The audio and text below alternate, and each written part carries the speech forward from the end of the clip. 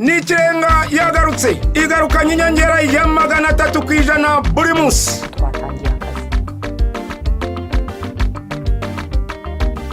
Umunyenga muri kajugujugu kujyana muri hoteli y'agatangaza ukarama amajoro 2 n'uwawe,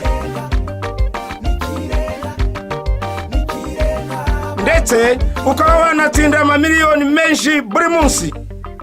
Kanda akanyenyeri 141 akanyenyeri 1 urwego ugere ku muhigo w'umunsi, bityo wihesha amahirwe. Amategeko n'amabwiriza birakurikizwa. Airtel, umuyoboro wa telefone zigezweho. Muri Airtel nkubwira ngo turagarutse nanone, nje ndi kumwe n'umunyamahirwe wacu wa 20 akaba harya ngo kwitande. Nitwa Muhawenimana Valentin. Wiriwe neza? Mwiriwe neza. Umeze ute mu mutima wawe? Meze neza. Ko mbona sumeze nk'umuntu ufite oya nta kibazo. Ntabwo urimo gutengurwa. Oya. Oya reka tuganire turebana noneho. Harya ejo wambwiye ngo utuye haganaye? Yentuye ku Gisozi. Ku Gisozi. Mu buzima busanzwe ukora iki? Ni umukomisiyoneri. W'amazu? Amazu, amamodoka, amatelefone. Amatelefone bikunda kugenda neza. Naringize ngo n'amatelefone agurisha. Amazu n'amamodoka n'ibibanza n'amasambu. Aha. Okay, uyu nguyu rero niwe munyamahirwe wacu wa 20 wabashije kugira amahirwe yo kugira ngo nawe agire icyo agiye kwegukana, kuko ntabwo aramara kugira icyo yegukana muri promotion yacu ya Nikirenga. Nkubwira ngo nawe ushobora kuba umunyamahirwe wacu, icyo usabwa ni kimwe gusa. Ngira ngo ushobora kumfasha kubwira abantu icyo basabwa. Ukugura ikarita ya Airtel ugahamagara. Ariko mbere yo guhamagara hari icyo usabwa kugira ngo umenye ikarita ugura bigenda bite? Uramanza ukareba intego yawe, ubundi wayibona ugahamagara intego baguhaye wayirangiza, ubwo ugize amahirwe yo kujya mu banyamahirwe. Ubugize amahirwe kujya mu banyamahirwe, ariko mbere yuko noneho utegereza kuba wahamagarwa hari ikindi kintu ubona. Ni igiki? Ikindi ubona ni message. Nta bonus wabonye umaze bonus ziraza nyinshi ukazihamagaza. Niyo nagira ngo umbwire. Bari baguhaye intego ingana gute wowe? Baramaye intego ya 978. Ariko simbyiteho nkaza mpamagara bisanzwe kubera nsanzwe nyikoresha Airtel cyane kubera idatwara amafaranga. Ngira amahirwe rero muramamagaye. Turaguhamagaye. Nawe urabyumva, sim card yawe, telefone yawe, nta kindi kintu ugomba kwikoresha. Injira muri Nikirenga urakana akanyenyeri 141 akanyenyeri 1 urwego, yes, umenye intego yawe y'umunsi. Nurangiza ukora iki? Uyihigure. Kuyihigura nta kindi mwabyumvise, no gushyira amafaranga, urayahamagaza, ugura message, wohereza message cyangwa se ukagura ipaki ya internet. Reka tubaze niba urumva muri wowe uri tayari. Ndi tayari. Uri tayari yo kuba wafata amafaranga yawe? Ndi tayari kabisa. Okay, igira hano hino. Aya mafaranga arimo hano yose na yawe. Ariko kugira ngo uyatware nuko wayakuyemo hano. Kuba kirimo hano ni nkuko nakubwira ngo ufite ibihumbi 20 mu mufuka byawe. Ariko iyo biri mu mufuka wanjye biba bakiri ibyanjye. No kuvuga ngo kuba bikirimo hano hafundikiye aracyara yanjye. Kugira ngo ahinduka yawe, iyi miliyoni n'igice yose ni yawe. Sibyo? Yes. Niba ushobora kurangira umuntu inzu akayituramo, gerageza ushaka uburyo ukoresha ayo mafaranga avemo hano yose. Cyane rwose. Sibyo? Ufite amasegonda 45 wabonye bagenzi bawe uko babigenje. Warakurikiranye urebe uko abandi bayakuramo. Okay. Ntujye gushakisha ayo ugezeho yazamuye uyakuremo uyashyira hariya hirya uyakuramo uyashyira hariya hirya. Siko bimeze? Urumva uri tayari? Ndi tayari. Okay, egera hano. Oya ongera wegereho neza, ariko ntuhagarara ureba hariya. Urahagarara urahagarara gutya kabisa ku buryo uruhande rumwe ruri hano urundi ruri hariya. Sibyo? Ufite amasegonda 45. Ninkubwira ngo uratangira. Ninkubwira stop urahagarikiraho. Ntangire mubarire? Yego nta kibazo. Okay. 1 2 3 go. Tangira kabisa ebana umva. Ntagire ikindi kintu kimwe witaho, shyiramo speed. Katura amasegonda ihutishe. Ibindi byose ntugire icyo ureba, ngenda bikurebera. Amasegonda 38. Ntugire inoti nimuca icika ubwo ngugura yinyishyura. Shyiramo agatege dore amasegonda ararangiye. Amasegonda yarangiye, amasegonda abaye 22 ihutishe. Ibindi byose genda bigucungiye. Gira vuba kabisa. Uzirinde amasegonda ko kurangira amaseka ntacyo kuye. Mugira vuba yose yamaremo kabisa. yose twara mbona ntari nota hasigaye amasegonda ane yonyine segonda rimwe stop murabeshya ahangaha ntabwo ndi bubone mayafanta urumva umeze ute mu mutima wawe? Ndishimye kandi nshimira n'Imana kuba nagize amahirwe yo gutombora. Nshimira na Airtel. Ayo ukuye mwumva gushimishije cyangwa? Aranshimishije nta kibazo. Okay, mu buzima busanzwe hari igihe umuntu agira amahirwe kenshi akagira n'ibintu abona bimutunguye cyangwa bigize gute. Ni nka kangahe mu buzima bwawe? Iyi tombora niyo intunguye mu buzima bwanjye cyane ko ari n'ubwa mbere ntomboye. Ntabwo nakunda kujya amahirwe yo gutombora ariko ubu ndishimye cyane kuba ntomboye. Kandi siri nabishyizeho ingufu cyane kubera nagiye mpamagara bisanzwe ni ikarita nakoreshaga. Ejo nguhamagara wanambye yuko ibyo utabizi wabonye ubutumwa ariko wowe wahamagaraga bisanzwe. Nahamagaraga bisanzwe rwose niko byari bimeze. Okay, reka tubare amafaranga yawe hanyuma mukaya turagaruka tubereka amafaranga abashije kwegukana uko angana. Murakoze. Airtel, umuyoboro wa telefone zigezweho. Okay, Valence, ni Valence hajya Valente. Valence nta Valente bose n'abafata buguzi wacu. Valence yarakubanjirije. Ngo ni imfura nkakurikira. Okay. Ngira ngo wenda tumaze kubara amafaranga yawe, urumva umeze ute mu mutima wawe? Ndishimye cyane. Kandi nshimira n'Imana, nshimira na Airtel yamfashe mu banyamahirwe bo gutombora. Nago Airtel ari yagufashe wowe ko wubahirije ibisabwa niyo mpamvu waje mu banyamahirwe bacu. Ngira ngo wenda hari mbere yuko dugushyikiriza kuko ubwo amafaranga nyine wayegukanye wamaze kubara umubare ariko kuba tutaraguha ikimenyetso kiyagaragaza ubwo ntago araba yawe. Mbere yuko wenda tuguha ikimenyetso kigaragaza umubare w'amafaranga wegukanye niki kintu noneho wabwira abandi bafata buguzi bacu? Nakangura abafata buguzi n'abagiye bantelefona bambaza ni ukugura ikarita ya Airtel ugahamagara ukagendera ku ntego baba baguhaye nta kindi ubundi ukajya mu banyamahirwe bo gutombora. Iyi promotion se uyibona gute? Hari igihe abantu bicara nkawe ubwawe wifatira ko twaguhamagara noneho tubifatire mbere yuko tuguhamagara. Wumvaga iyi promotion koko iba hari y'abafata buguzi bose? Wumvaga hari abo bigenewe? Wumvaga bimeze gute? Sinabyumvaga neza ahubwo nabonaga ntabwo nari nakabisobanukiwe. Nakoreshaga ifatabuguzi rya Airtel gusa ariko aho mbiboneye ndakangura n'abandi rwose kubikora bagakina bakaba abanyamahirwe. Byibuze nk'umukozi wo muri Airtel mwari mumaze iminsi muvugana akakubwira ati ushobora kuzegukana amahirwe ni nkandi? Nawe. Okay. Nawe rwose. Icyo nicyo nashaka kumenya kuko ubu nawe ushobora ko uri muri babandi bavugaga ngo biriya ntago nabyitabira kuko ntabwo ari ibyanjye rwose. Okay, reka noneho tugaragaze tunakwemereze umubare w'amafaranga wegukanye 1,392,000 byose. Tugiye kwinjira muri Noheli cyane. Harabura iminsi ngahe? Harabura iminsi mikeya, iminsi igera muri ine. Reka ine ntayihari. Ine ntayirimo bibare neza. Ni nk'itatu cyangwa ibintu nk'ibyo ngibyo. Ubu rero ni wowe winjiye muri Noheli neza cyane, ni wowe usoje umwaka neza rwose. Ndishimye. Okay, reka tukubwire ngo felicitation kandi ukomeze ukangure n'abandi kuba ku murongo wa Airtel ntago ari ugutombora gusa amafaranga, hariho n'ibindi byiza byinshi. Ushobora no kuzazana none mu banyamahirwe bazegukana ikiruhuko cy'iminsi 2. Ibyo nabyo rubizi ko birimo se? Ntabwo uzi ikintu igihembo kirimo, uzi ko amafaranga gusa.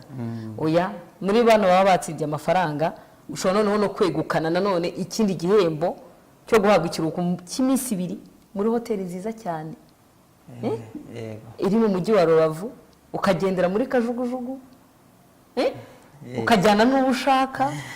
Reka tubigusabire kugira ngo nawe bizakugereho. Hanyuma nkubwira ngo mu kanya gato tugiye kugaruka tumenya umunyamahirwe wacu wa 21. Ni ukuvuga ngo Valente yari umunyamahirwe wacu wa 20. Tugiye kumenya noneho uwa 21 uwo ari we. N'ikirenga yagarutse igarukanye inyongera ya 300% buri munsi.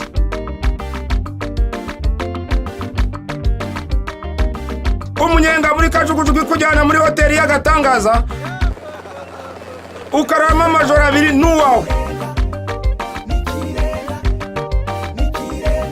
ndetse ukaba wanatsinda amamiliyoni menshi buri munsi. Kandi akanyenyeri 1 4 1 akanyenyeri 1 urwego ugere ku muhigo w'umunsi bityo wiheshe amahirwe. Amategeko n'amabwiriza birakurikizwa. Airtel, umuyoboro wa telefone zigezweho. Nkuko twabibabwiye turaje nanone tugiye kumenya umunyamahirwe wacu wa 21, ariko mbere yuko tumenya umunyamahirwe wacu reka tubabwire ko muri Airtel ntabwo dufite n'ikirenga gusa, tubafitiye na promotion igomba kudufasha kugira ngo twizihize Noheli neza, aho umuntu ashobora gutanga impano ya telefone. Ushobora gutanga telefone zitandukanye, ushobora gutanga smartphone, ushobora gutanga telefone zino zisanzwe. Icyo nakubwira cyo nuko ibiciro by'amatelefone ntabwo twabigabanije, ntitwanakuyeho dukeya gusa, ahubwo twarabananiye tubikubita hasi kuko twabigabanyijeho 50%. No kuvuga ngo buri muntu wese wifuza telefone cyangwa se wifuza gutanga impano ya telefone biroroshye cyane. Icyo wakora ni kimwe gusa, gana aho Airtel ikorera ku mashop yacu, ugere kuri za service center zacu, ahantu hose wagera Airtel turuza amatelefone hose urahasanga hagabanyijwe ibiciro. Ni ukuvuga ngo telefone amoko atandukanye, Samsung, Huawei, Tecno, Nyampinga, Keza. Akarusho kuri Nyampinga zo noneho ubu tuzitanga ari ebyiri zose, telefone ebyiri ku 10,999 na amafaranga make cyane, kandi zose tuzitanga ziri kumwe na sim card zazo. Wabishaka ugahita uguraho n'ikarita ugahita ushyiraho ugatangira guhamagara, nta bintu byo gutegereza ibintu byinshi. Ntuzavuga ngo ku mpera y'umwaka wabuze uko uvugisha uwawe, ku mpera y'umwaka wabuze uko utanga impano. Airtel yarabyoroheje. Ni ukuvuga ngo kuri Noheli tugomba kuyizihiza tumeze neza twese. Reka tugaruke nanone tureba umunyamahirwe wacu wa 21 ninde. Icyo nakubwira cyo nukuri wo bibone hariya amanimero yose atangira kuzunguruka, urabibona nk'ibisanzwe rwose. Nimero buri muntu wese wabashije guhigura umuhigo we aba ari umunyamahirwe muri Airtel. Nkubwira ngo nawe ejo ku munsi w'ejo ushobora kuba umunyamahirwe. Kora ibyo usabwa gusa, sim card yacu, menya umuhigo wawe, uwuhigure nurangiza ugira ute utegereze kuba umunyamahirwe, ube miliyoneri cyangwa se tangira kubaho mu buzima nk'ubw'aba miliyoneri. Ngira ngo murabireba ukuntu bimeze hariya amanimero yose arazunguruka. Nubona miyawe ukabona tuyirenze, ubwo nyine utegereze ku munsi w'ejo dushobora kuzaguhamagara. Ngo bimeze bite hariya? Intero ni yayine, ni ukuvuga ngo yego ugahita stop. Yes, umunyamahirwe wacu n'uyu nguyu akaba ari we ubashije kuba uwa 21. Reka tumuhamagare tumenye nawe uwo ari we ndetse nahaherereye. Umunyamahirwe wacu afite 078385 700 70. Oui. Allo? Ndabumva. Mwiriwe neza? Mwiriwe. Nitwa Liliane. Nkaba nkora muri Airtel. Okay. Wafasha nawe ukambwira amazina yawe? Ya nitwa Byiringiro Atanazi. Byiringiro Atanazi, ukabuherereye he? Herereye hano Huye, hano Butare. Niho utuye cyangwa wenda niho ukorera? Niho nkorera mu buzima busanzwe. Mu buzima busanzwe ukora iki niba atari ibanga? Ndikorera tu. Uri umucuruzi? Turuzi utuntu hano mu mujyi tu. Ko dutsinda se tumbwire nta kibazo. Ni botiki isanzwe nyine ibintu bitakanga tubisanzwe. Uje birakanganye kubera ko bikubeshejeho. Okay, nabwo ntacyo. Atanazi dufite promotion ya n'ikirenga muri Airtel. Hari ikintu waba uyiziho? Njye mbyumva babyamamaza. Aha, ujya wumva bamamaza bavuga ngo iki? Ndizi neza ntago ndabijyamo cyane ariko njye mbyumva babyamamaza. Yes, ibyo wumva bamamaza ni ibiki? Nyine nibyo shaka kumenya. Niba ngari uguhigura umuhigo wahize niba ari gutyo. Wigeze se uhiguraho umuhigo wawe nawe? Simbizi, ntabwo mbizi. Ntabyo nigeze nkora. Baguhaye umuhigo ungana iki? Ntabwo nigeze mbikora, ntabyo nigeze nkora. Ntabwo wigeze umenya umuhigo wawe? Okay, ndagira ngo nkubwire rero yuko ariko ukunda gukoresha umurongo wacu cyane. Ndawukoresha, niwo nkunda gukoresha mu buzima busanzwe kuko mbona ariho uhendutse. Ndagira ngo nkubwire rero yuko wahiguye umuhigo wawe kandi utabizi. None no munsi biguhesheje amahirwe wo kuba ari wowe wa 21 ubashije gutsinda muri promotion yacu ya n'ikirenga.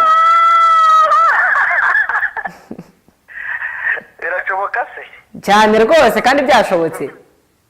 ntabwo bishoboka. Ku biki bidashoboka? Okay. Ubu natsinze. Cyane rwose. Natomboye. Pe? Ubu miliyoni n'igice yose urayemerewe, bizaterwa nayo uzahitamo kwifatira. Gute? Uzaza hano ku munsi w'ejo hanyuma nkwereke uburyo ugomba gufata amafaranga yawe. Ahagana he nzaza? I Kigali aho Airtel ikorera urahazi? Ntago maze yuko wenda nzayibuza nzahamenya. Okay, uzaze nugera Nyabugogo uhamagare kuri no nimero hanyuma tukubwira uburyo watugeraho. Okay. Murakoze cyane. Murakoze. Ariko se mbere yuko nkupa waje nta kintu wumva watangariza abandi bantu wenda babona bagapinga nkuko nawe wari umeze?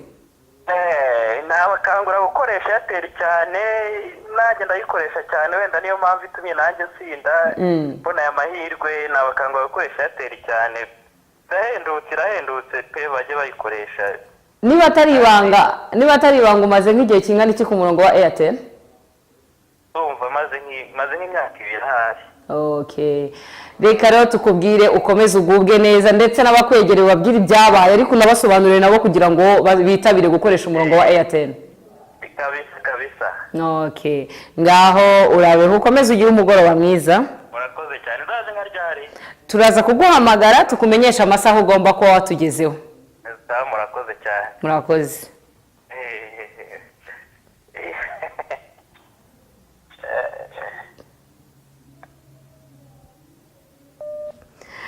Yes, uwo nguwo rero ni Anastasie. Ibyishimo ni byinshi cyane, birashoboka ko nawe ushobora gutsinda kuko ikintu usabwa ni kimwe, nibyo twababwiraga ko simukadi yawe ugomba kugira amafaranga ukoreshaho, ntabwo ari ugufata gusa ngo wicecekere. Niyo mpamvu abenshi batamenya umuhigo wabo ariko bakawuhigura mu bintu batazi. Ni ukuvuga ngo icyo usabwa hari amafaranga runaka ugomba kuba wakoresheje kuri simukadi yawe kugira ngo ube umunyamahirwe muri promosiyo yacu ya Nikirenga. Rero abenshi bagira gutya bagahigura umuhigo batabizi. Ntabwo ikigenderewe ari 141 akanyenyeri rimwe urwego yes. Ikigenderewe no guhigura umuhigo wawe gusa. Iyo umaze gukanda akanyenyeri 141 akanyenyeri rimwe urwego yes, bigufasha kumenya umuhigo wawe kugira ngo utaza kurara udahiguye umuhigo wawe. Reka tukubwire ngo tuzongera ku munsi w'ejo aho tuzaba turi kumwe na Anastasie aje kwifatira amakashi yiwe, ndetse tuzanamenyereho n'umunyamahirwe wacu wa 22. Nkubwira ngo nawe ushobora kuzaza mu bejo, nta wamenya. Tangira wowe uhigura umuhigo wawe.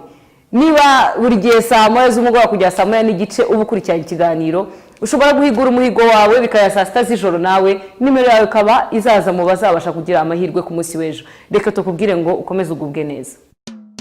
Nikirenga yagarutse, igarukanye inyongera ya 300% buri munsi.